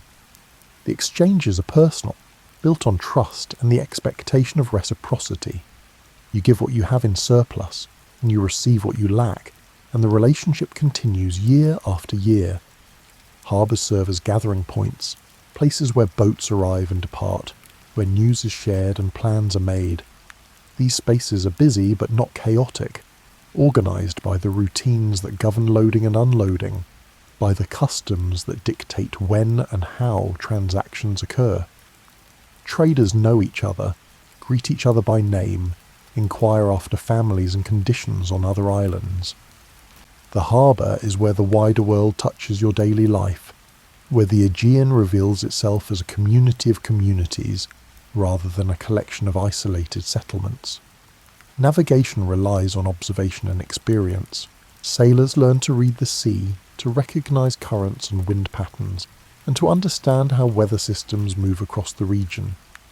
Certain times of year are more favourable for long journeys, when winds blow steadily from predictable directions and storms are less frequent. Other periods call for caution, for staying closer to shore and being prepared to shelter if conditions change. This knowledge is practical and essential, the difference between safe passage and unnecessary risk. Islands are not uniform in their resources or their geography, and this variation drives trade. An island with good harbours but limited farmland imports grain. Another with abundant timber exports wood for boat building and construction. Obsidian from volcanic islands travels widely, valued for tools and weapons. Salt, fish and preserved foods move from coastal settlements to inland regions. Each exchange strengthens the network, creating interdependence that benefits all participants. Cultural exchange accompanies the movement of goods. Traders carry stories, songs and techniques from one place to another. A method of weaving learned on one island is shared and adapted by artisans elsewhere. A musical instrument becomes popular across the region. Religious practices and symbols spread, sometimes merging with local traditions to create new forms of expression.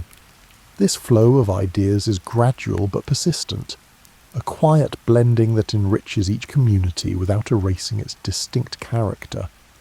The boats themselves are practical vessels, designed for the specific conditions of the Aegean. They are small enough to be handled by a few people, but sturdy enough to manage open water. Construction methods are refined over generations, each builder learning from those who came before and contributing their own improvements. Sails are woven from plant fibres, and oars are shaped from wood that balances strength and flexibility. Repairs are made as needed, a constant process of maintenance that keeps the fleet functional. Fishing and trading often overlap. A boat that goes out for fish may also carry goods to exchange at a nearby island. The return journey brings back what was acquired, along with a fresh catch. This efficiency is typical of a culture that values resourcefulness, where every trip serves multiple purposes and nothing is wasted. Time on the water is used well, and the relationships formed through these repeated interactions become as valuable as the goods being traded. Seasonal patterns affect trade routes. Certain products are only available at specific times of year, and traders plan their journeys accordingly. Olive oil is pressed after the autumn harvest, and boats carry it to markets while the supply is fresh. Grain moves after the summer harvest. Wine ferments through the fall and winter, ready for transport in spring. These cycles create predictable rhythms, a calendar of exchange that structures the year. Shared festivals and gatherings bring people from multiple islands together, creating opportunities for trade but also for celebration and connection. These events are anticipated, prepared for with care, and enjoyed as communal experiences that reinforce the bonds between settlements. Goods change hands, yes, but so do stories, friendships, and the sense of belonging to something larger than a single island or household. The sea also serves as a source of shared identity. People who live on islands understand the water in ways that those on the mainland do not. They know its gifts and its demands, its capacity for both abundance and challenge. This understanding creates a common ground, a basis for mutual respect and cooperation. When you meet someone from another island, there is recognition, an immediate sense of kinship that comes from navigating the same waters and depending on the same currents. Pirates and raiders exist, but they are not the defining feature of sea travel. Most journeys are peaceful, encounters are friendly, and the expectation is cooperation rather than conflict. When problems arise, they are dealt with through negotiation and community response. The network of islands functions best when trust is maintained, and most people have a stake in preserving that trust. Trade also carries risk. Weather can turn unexpectedly, boats can be damaged, and goods can be lost. These risks are managed through experience and caution, through choosing routes carefully and paying attention to signs. Losses occur, but they are absorbed by the community, shared among those who participate in the network. No single failure is catastrophic because the system itself is resilient, built on many connections rather than relying on just a few. The movement of people accompanies the movement of goods.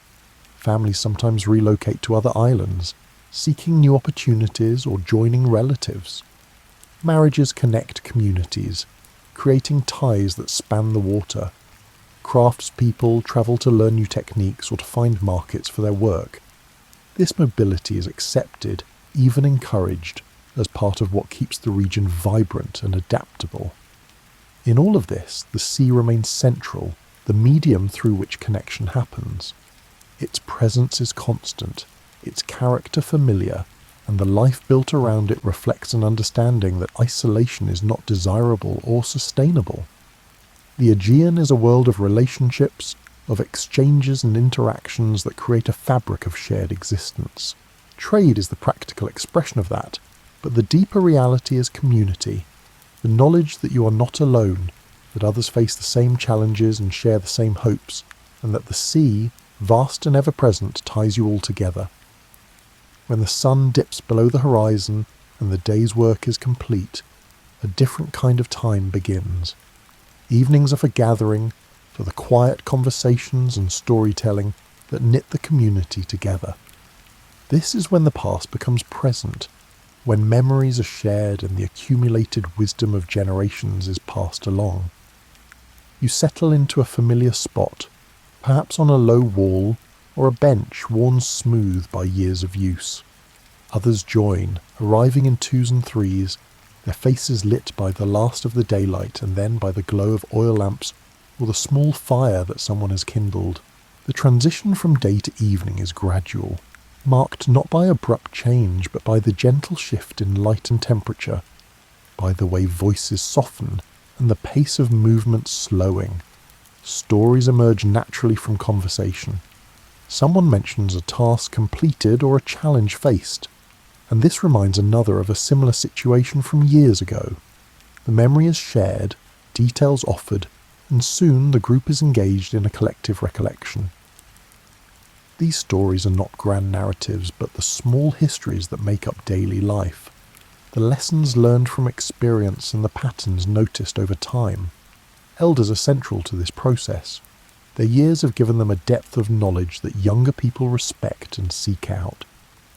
When an elder speaks, others listen, not out of obligation, but because what is being offered has value. The elder's memory reaches back further, connecting the present to times that others can only know through these accounts. Events that happened decades ago are described. Places that have changed are recalled as they once were, and through this sharing, the continuity of the community is reinforced. The stories are not limited to human affairs. Much of what is shared concerns the natural world, the observations that help explain how things work, the behaviour of animals, the patterns of weather, and the cycles of growth and dormancy. These topics are endlessly interesting because they are endlessly relevant. Understanding the world around you is survival, but it is also satisfaction, the pleasure of seeing connections and making sense of what you observe. Volcanic activity and earthquakes find their way into these evening conversations, not as sources of fear, but as subjects of explanation. Someone describes an earthquake from their childhood, how the ground moved and what happened afterward. Another recalls seeing smoke rise from a distant island, the way the sky looked for days following. These accounts are measured, factual in tone, and focused on what was noticed and how the community responded. The emphasis is on adaptation. on the ways people adjusted and continued. The language used in storytelling has a rhythm to it, a cadence that makes the narratives easier to remember and repeat. Certain phrases recur, markers that signal familiar territory, a description of the sea's colour, the way ash smells, the sound of stones settling after a tremor. These details anchor the story, giving it texture and making it vivid enough to persist in memory. When you hear a story told multiple times, you begin to recognise these elements, and they become part of your own internal library of images and sensations. Children are present at these gatherings, absorbing what is said even when they do not fully understand it. They learn by listening, by watching how stories are told, and how adults engage with the past. Some stories are directed specifically at them, simplified and shaped to teach particular lessons. Others are for the whole group, and children glean what they can, their understanding deepening as they grow and hear the same stories again in different contexts. Reflection is as important as the stories themselves. After a narrative is shared, there is often a pause, a space where people consider what was said. Someone might add a detail, or offer a different perspective, or simply sit with the information and let it settle. This quietness is valued, a recognition that meaning is not always immediate, that understanding can deepen in the silence following words. Humour appears in these gatherings, gentle and warm. Someone makes an observation about human nature, a wry comment on the predictability of certain behaviours, or the irony of situations that repeat across generations. Laughter is soft, more a shared acknowledgement than a loud release. It serves to lighten the mood without diminishing the substance of what is being discussed. The physical setting contributes to the atmosphere. The evening air is cooler, a relief after the heat of the day.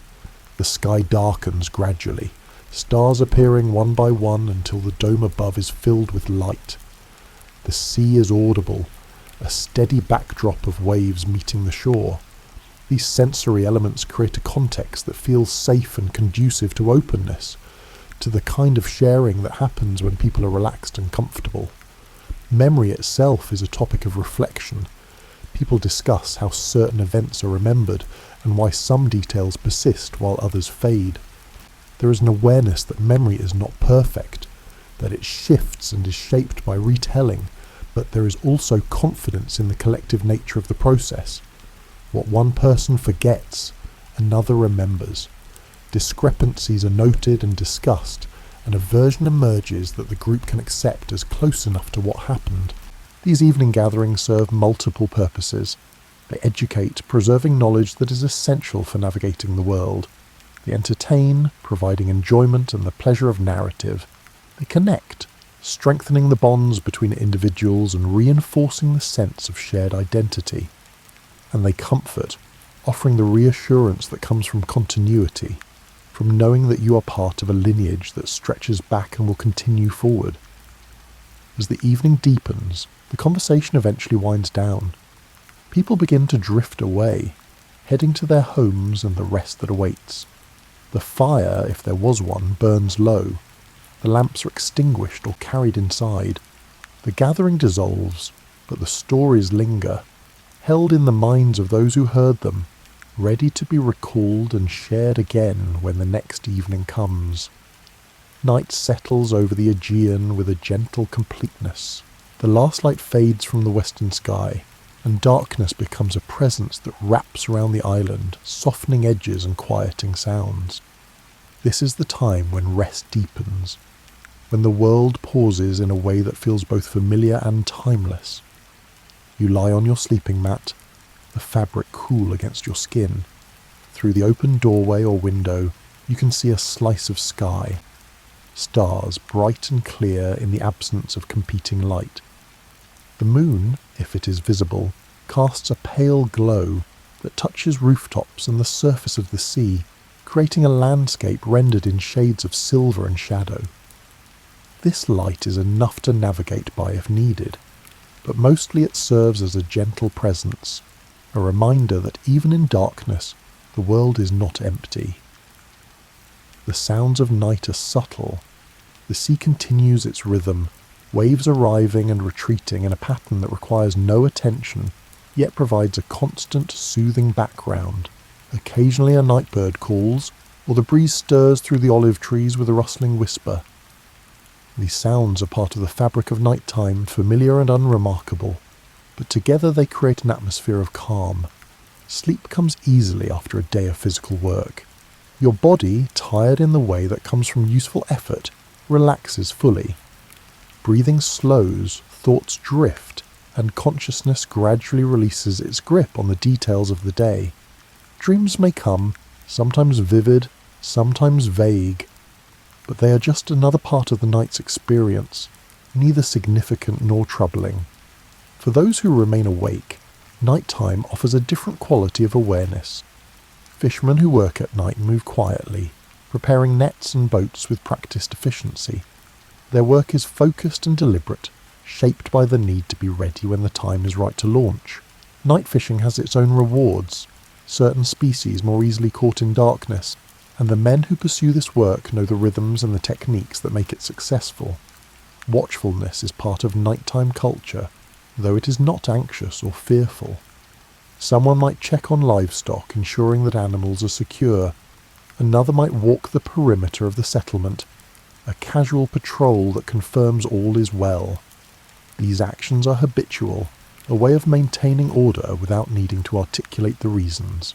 The community functions on these small acts of care, repeated so often that they become automatic.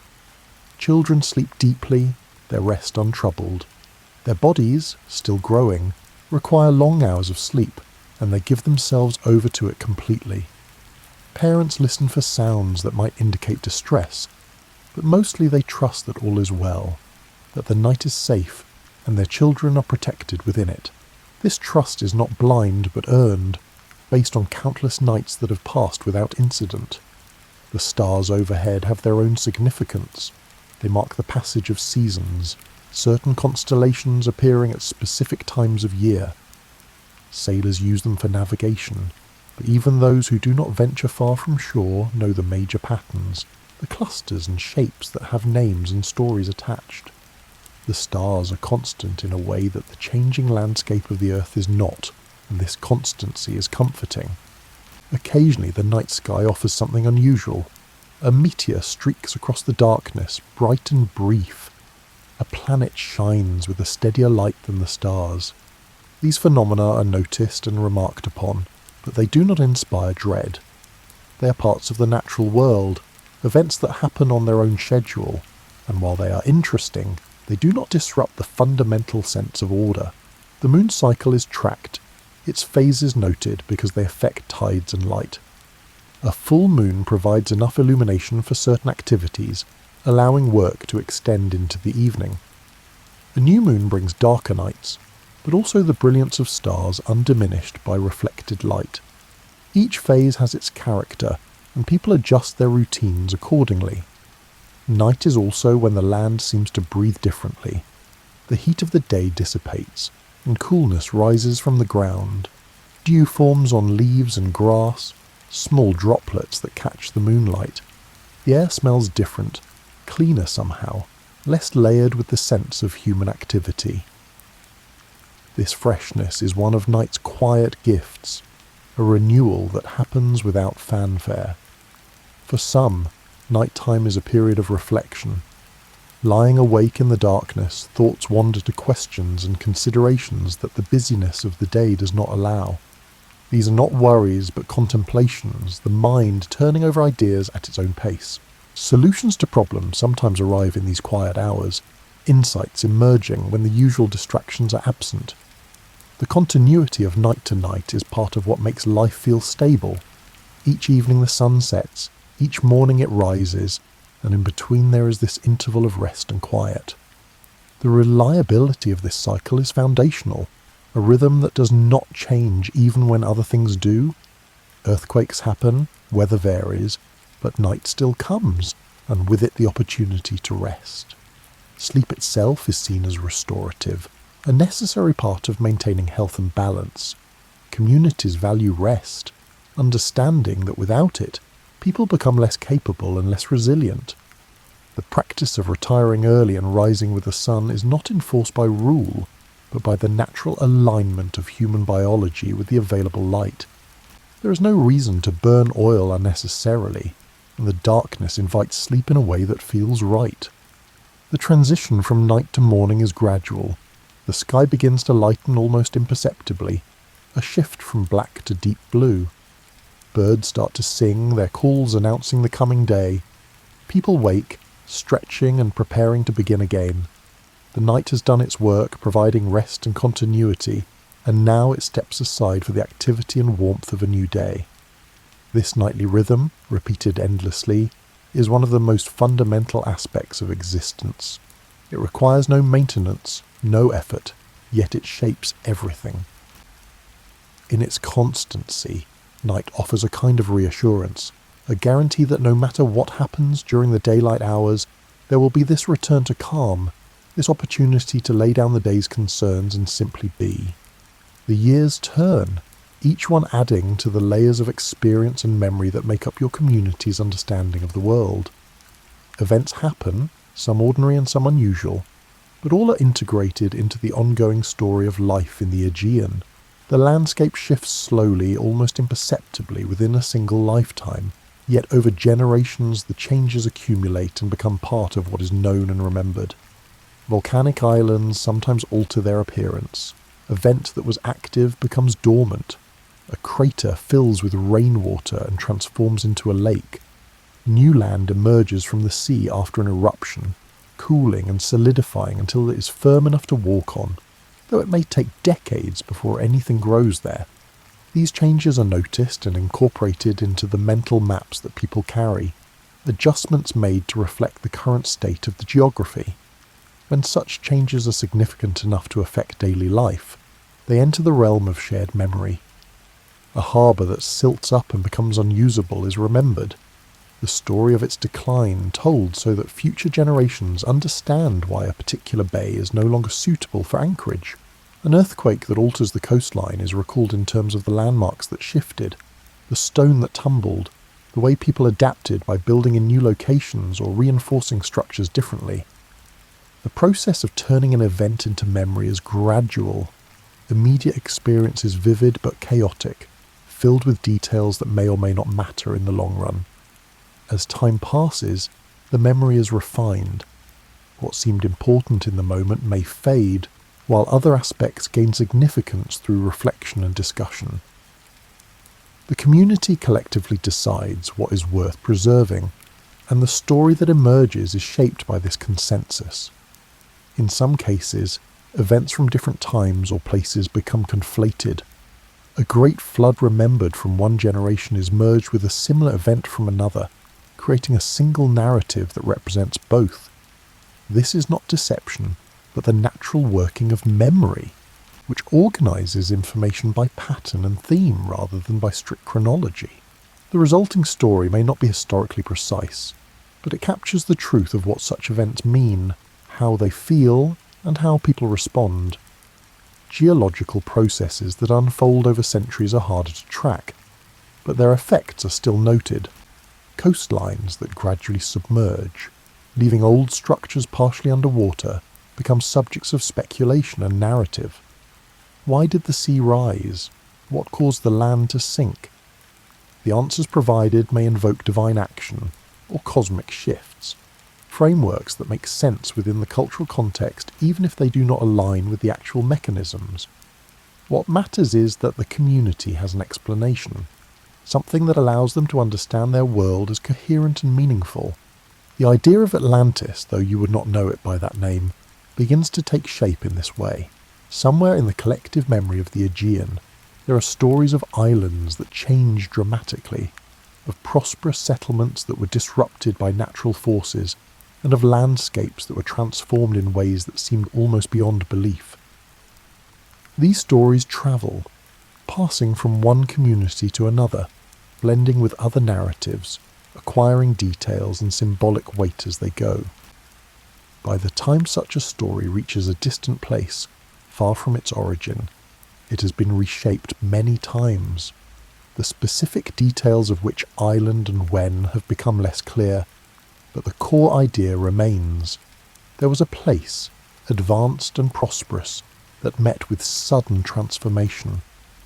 The story serves as a reflection on impermanence, on the power of nature, on the limits of human control.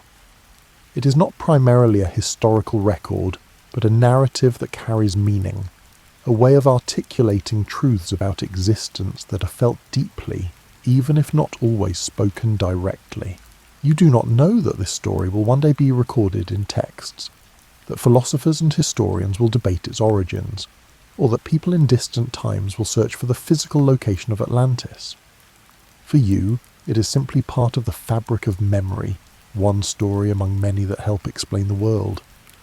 The connection to Santorini, to the eruption that dramatically altered that island's shape, is there in the layers of memory, but it is not isolated or singular.